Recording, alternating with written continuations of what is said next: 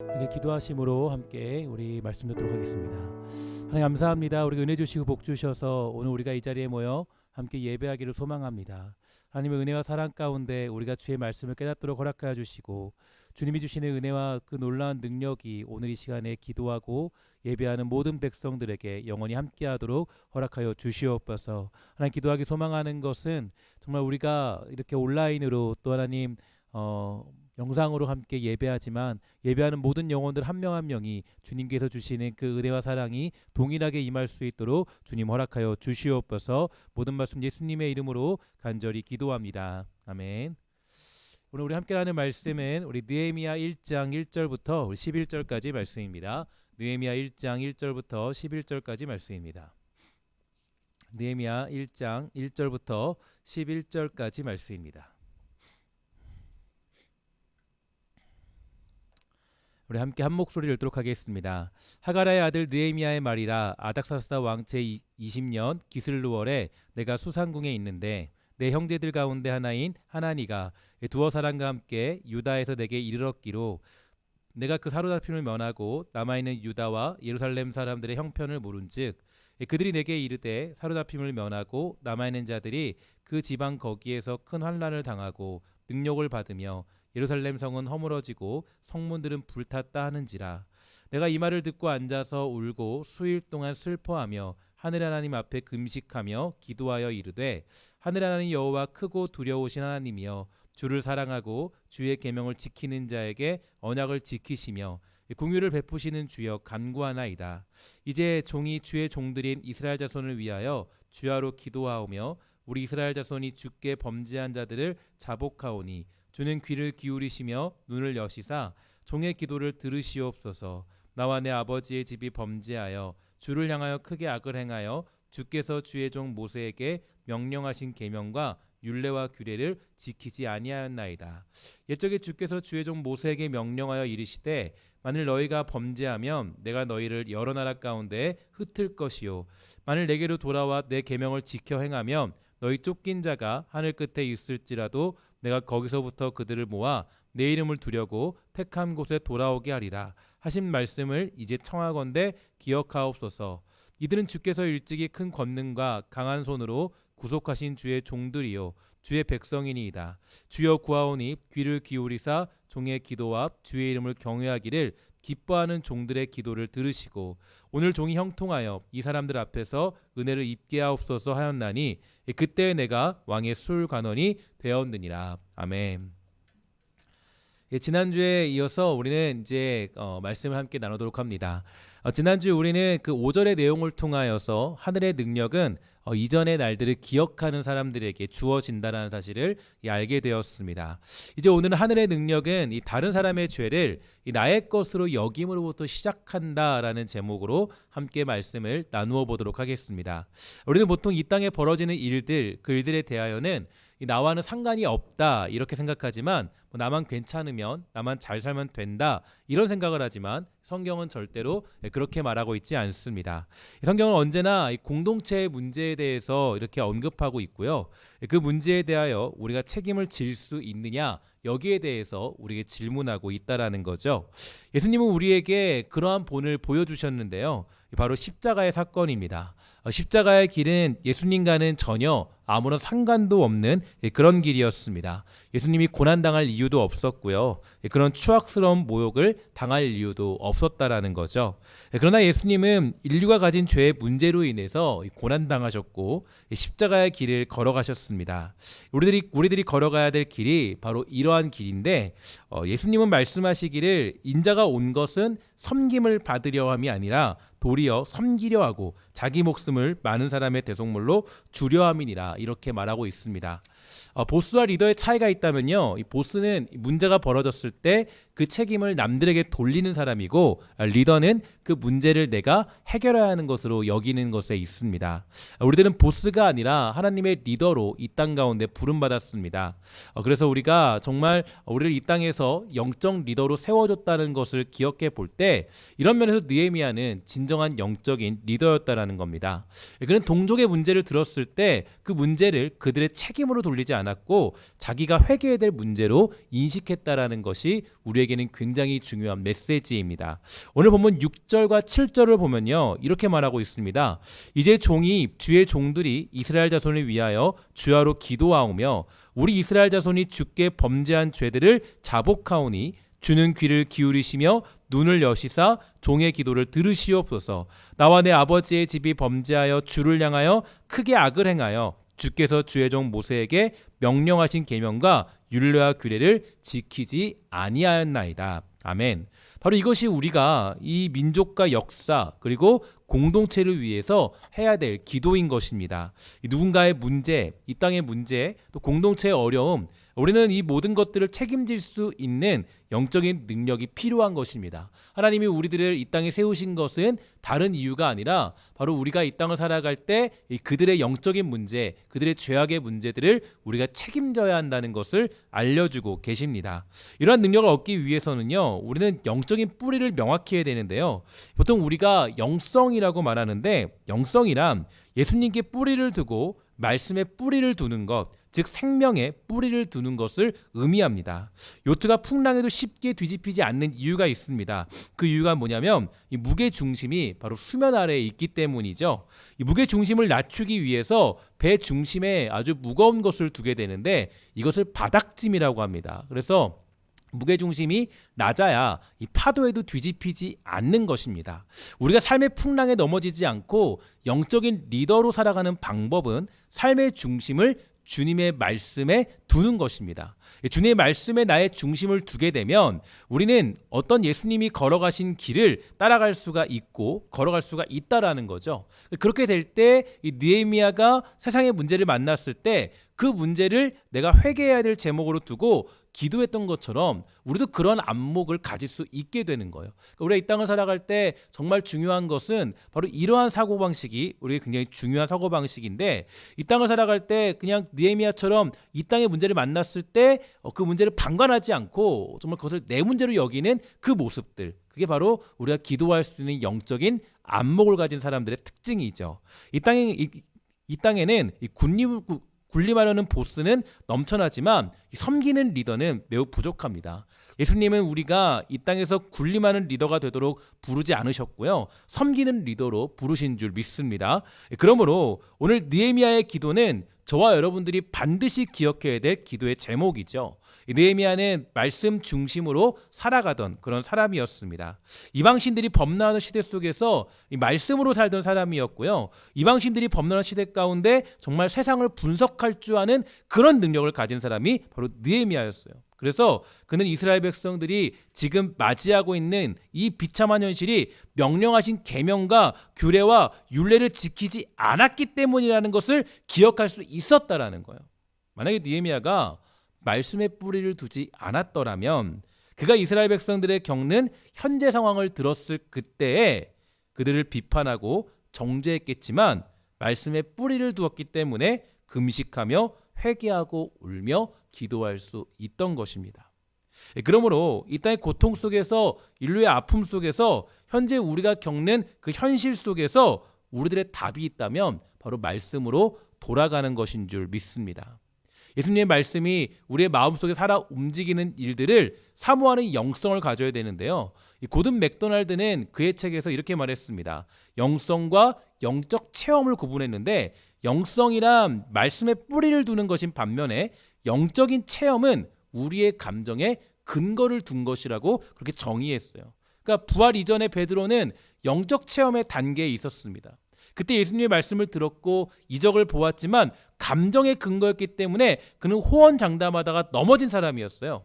진정한 영성이 아니었다라는 거죠. 즉 영적인 체험이라는 것은 감정에 기반을 두기 때문에 실패할 확률이 많이 있습니다. 그러나 말씀에 뿌리를 두기 시작하면 진정한 영성을 가지고 이 땅을 해석할 수 있는 눈을 가지게 되는 거예요. 오늘의 시간 함께 기도하는 우리 모두가 말씀으로 세상을 분석할 줄 아는 그런 믿음의 영성이 생기기를 주의 이름으로 간절히 부탁을 드리겠습니다. 특히 느헤미야는 하늘 하나님의 능력을 구하면서 하나님을 기억하고 회개하는 모습을 보이고 있습니다. 이것이야말로 우리가 하늘의 능력을 가지고 이 땅을 살아가는 방법이 돼요.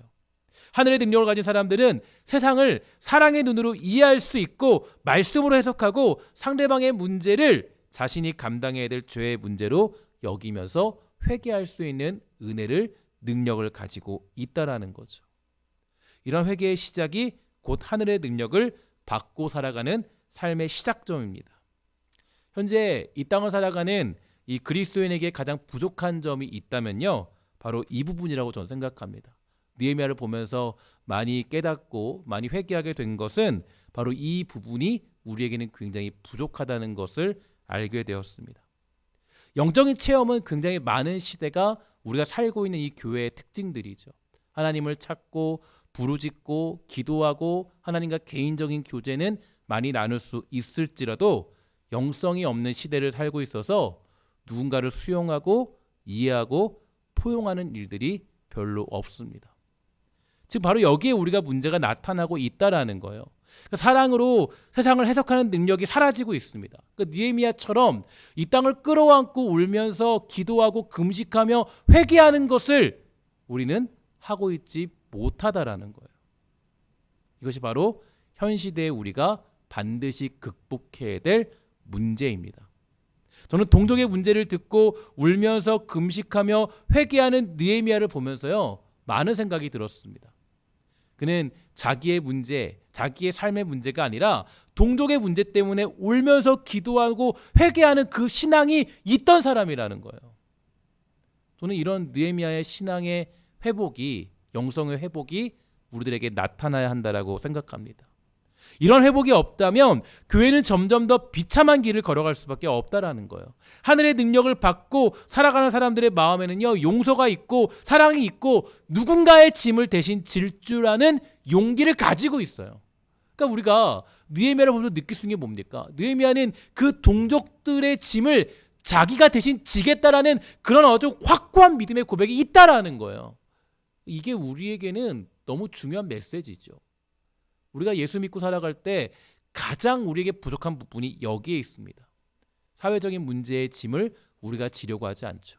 누군가의 문제의 짐을 우리가 지려고 하지 않아요. 예수를 믿고 있음에도 불구하고 누군가의 짐을 가지고 내가 울면서 기도하려고 하지 않아요. 오직 내 문제, 내 체험, 나의 영적인 어떤 그런 만족, 여기에 머물러 있을 때가 굉장히 많이 있다라는 겁니다. 교회의 문제가 내 문제로 끌어안기보다는 야, 저 사람이 문제네라고 얘기하는 게 더 많이 있고, 나라의 문제에 대해서 그것이 우리의 문제라고 울면서 금식하며 회개하고 기도하는 것이 아니라 때로는 누군가에게 모든 것을 덮어씌우고 정치인들에게 또 때로는 대통령에게 모든 것들을 뒤집어 씌우는 게 우리들의 모습들입니다. 이것만큼 무지한 모습이 없어요. 느헤미야는 그 동족들의 괴로움을 들었을 때 그 영적인 어떤 문제들을 껴안고 울면서 금식하며 기도하고 회개했습니다. 그들의 짐을 자기가 지겠다라는 그런 고백과 선포가 거기에 담겨져 있는 거예요. 우리는 이 사실을 다시 한번 우리의 마음속에 깊이 새겨야 됩니다. 언젠가 이 취준생들에 대한 이야기를 들은 적이 있어요. 이 땅에는 이 많은 취준생들이 있죠. 세상에서는 취준생들에게 많은 말을 합니다. 야, 학력이 부족해서 그렇다, 능력이 없어서 그렇다, 뭐 꿈이 없어서 그렇다, 뭐 일할 곳이 많은데 뭐 이렇게 취직을 안 하려고 그러냐, 여러 가지 말을 합니다. 그래서 그 취준생들을 비판하기도 하죠. 반면에 다른 한쪽에서는 뭐 사회가 문제다, 청년들이 취직할 것이 없다, 어른들이 잘못했다, 이런 식으로 취업을 준비하는 사람들을 대변하기도 하죠. 물론 이런 모든 말들이 틀린 것은 아닐지도 모릅니다. 그런데 어느 날 제가 느낀 것이 있어요. 야, 그 모든 문제들도 사실은 우리가 비판하기보다는 어떤 문제점을 제시하기보다는 실제로는 우리가 정말 그들의 마음을 껴안고 울면서 기도해야 한다는 것을 확인할 수 있었습니다. 우리는 그렇습니다. 이 땅의 문제를 들었을 때, 이 땅의 고통을 들었을 때 누군가를 비판하고 정죄하는 게 훨씬 더 쉬운 사람들이에요. 그러한 때 우리가 기억해야 될 것은 바로 그 모든 문제를 나의 문제로 껴안고 울며 금식하며 기도하는 것이 우리가 가져야 될 삶의 회복이라고 저는 생각하게 되었습니다. 오늘 느헤미야의 울며 금식하며 회개하는 그 기도의 모습, 그 모습은 사실은 느헤미야가 사실은 그럴 필요가 없어요. 그렇게 할 필요도 없죠. 이유도 없죠. 자기는 정말 이민 와서 살아왔던 그런 사람이고 정말 자기는 나름 성공한 사람이고 굳이 그 땅에 돌아가지 않아도 되는 그런 사람인데 그 민족의 고통과 아픔과 어려움을 봤을 때 자기의 문제로 여기면서 울며 금식하며 회개할 이유가 있었을까요? 그에게는 그럴 이유가 없었습니다. 하지만 그는 하나님이 자신에게 무엇을 요구하는지 너무 잘 알고 있었습니다. 사랑하는 여러분, 우리가 그렇습니다. 이 땅에 현재 우리의 안에는 굉장히 큰 문제들이 우리에게 닥쳐오고 있죠. 세상과 사회 속에서 정말 여러 가지 아픔들이 찾아오고 있습니다. 여러분 생각해 보십시오. 이 모든 문제들 어쩌면 나만 건강하면 되고 나만 안 걸리면 된다 생각할 수도 있겠지만 사실은 이 모든 것들 속에서 하나님이 우리 그리스도인들에게 요구하는 메시지가 무엇인지를 우리는 깨달아야 됩니다. 하나님이 왜 우리에게 이런 일들을 매일같이 뉴스를 통해서 보여주고 있을까요? 확진자가 5,000명이 넘어가고 6,000명이 되어가는 그 상황을 왜 우리들에게 늘 보여주고 있는 걸까요? 이번 주 얼마나 많이 놀랐습니까? 심지어 그 확진자가 저희 이제 바로 옆에 있는 그 이제 한 그 슈퍼마켓에 지나갔다고 이렇게 확진자가 떴는데 무섭더라고요. 두렵더라고요. 떨리더라고요. 재난 문자가 매일같이 울립니다. 하나씩 하나씩. 마치 정말 숨통을 조여오듯이 내 옆에까지 찾아온 그 어떤 고통들이 찾아와요. 무서움이 와요. 곰곰이 생각해 봤어요. 오늘은 새벽에 저도 모르게 이제 4시에 일어나가지고 새벽에 이제 깨서 이제 그 기도하고 있는 그런 순간이 찾아왔는데 그래서 느낀 게 뭐냐면 정말 하나님이 왜 이렇게 재난 문자를 보내주시고 나에게 이걸 보여주면서 어떤 말씀을 하고 계신 걸까? 지금 나에게 지금 무엇을 요구하고 계신 걸까를 곰곰이 묵상해 봤어요. 하나님의 요구는 느헤미야를 통해서 보여준 이 모습이었습니다. 우리는 그동안 민족의 죄악에 대해서 방관한 사람들이었어요. 우리는 그동안 민족의 문제에 대해서 비판하고 정죄하기를 좋아했지 이걸 내가 끌어안고 기도하는 모습은 우리가 찾아볼 수 없었죠. 울며 금식하며 어떤 사람들의 문제를 껴안고 기도하는 모습들이 우리에게는 사라져 있는 상태였어요. 저는 이 말씀을 보면서 다시 한번 생각했습니다. 하나님이 이 순간을 통해서 우리들에게 요구하시는 것이 있구나. 우리에게 무엇을 말씀하고 계시는구나. 하나님이 무엇을 말씀하고 있을까요? 바로 우리가 누군가의 죄를 대신 지고자 하는 진정한 영성이 회복되기를 주님은 원하시고 계십니다.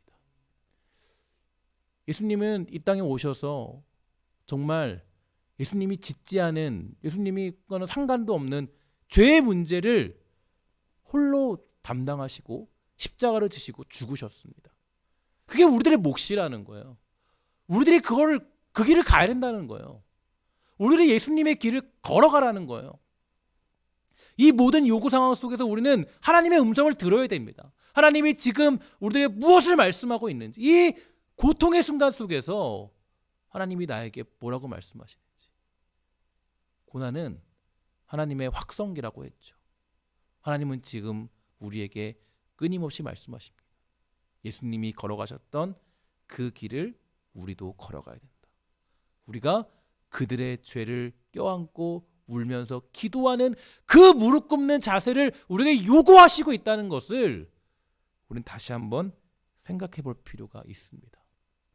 우리는 이 땅에서 보스처럼 부름받지 않았어요. 군림하기 위해 부름받은 사람이 아니에요. 우리 영적인 리더로 부름받았어요. 영적인 리더는 뭡니까? 그들을 위해 죽고 헌신하고 그들의 모든 문제를 내가 끌어안고 내가 정말 십자가의 길을 걸어가는 게 진정한 리더의 모습이 아니겠어요?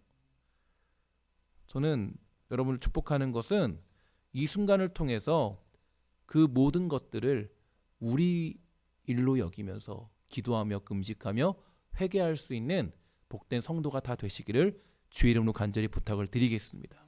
이 상황을 통해 하나님이 저와 여러분들에게 말씀하시는 것은 그들의 죄악을 위해 울라는 것입니다. 그들의 고통을 나의 고통으로 여기라는 겁니다. 동족들의 슬픔을 내 것으로 여기고 기도하라는 겁니다. 정말 저는 이 사실을 다시 한번 깊이 깨달으면서 이 일들을 여러분들과 함께 또 이 일을 진행하고자 합니다. 사랑하는 여러분, 우리 한국교회의 죄악을 위해 함께 울 줄 아는 영성이 회복되기를 주의 이름으로 간절히 축원합니다. 또 이 민족의 고통과 이 민족의 죄악과 이 민족의 정말로 더러운 모든 것들을 놓고 그것을 나의 문제로 여기면서 기도할 줄 아는 영성이 우리 안에 회복되는 놀라운 축복이 있게 되기를 주의 이름으로 간절히 부탁을 드리겠습니다. 오늘 느헤미야의 이 마음이 정말 여러분들이 전달되어서 정말 이 마음을 가지고 함께 우리가 이 땅을 위해 울며 기도할 줄 아는 느헤미야의 마음이 저와 여러분들에게 동일하게 주어지기를 주의 이름으로 간절히 축원합니다. 기도하도록 하겠습니다. 하나님 감사합니다. 이 땅을 살아가며 나아갈 때 때때로 우리가 누군가의 죄악들을, 이 민족의 죄악들을 나와 상관없는 것으로 생각할 때가 많이 있습니다. 그러나 하나님, 이 땅의 모든 죄악들과 이 땅의 모든 문제들은 우리가 그 모든 것들을 놓고 기도하라고, 우리가 그 모든 것들을 끌어안고 하나님께 울며 기도하며 금식하며 회개하라고 주신 메시지인 줄 압니다. 하나님, 이 땅에 지금 사상 초유의 상태가 우리에게 벌어지고 있고 고통의 상황이 우리에게 닥쳐오고 있는데 이때 하나님 축복하여 주셔서 정말로 하나님 우리가 느헤미야의 마음을 가지고 함께 통곡하며 기도할 줄 아는 축복들을 사랑하는 모든 백성들에게 허락하여 주시옵소서. 우리 사랑하는 신성교회가 정말 아버지 이 땅을 살아가며 나아갈 때 정말 하나님께 울며 기도할 줄을 붙잡아 주시고 금식하며 회개할 줄 아는 놀라운 축복들을 허락하여 주시옵소서. 모든 말씀 예수님의 이름으로 간절히 기도합니다. 아멘.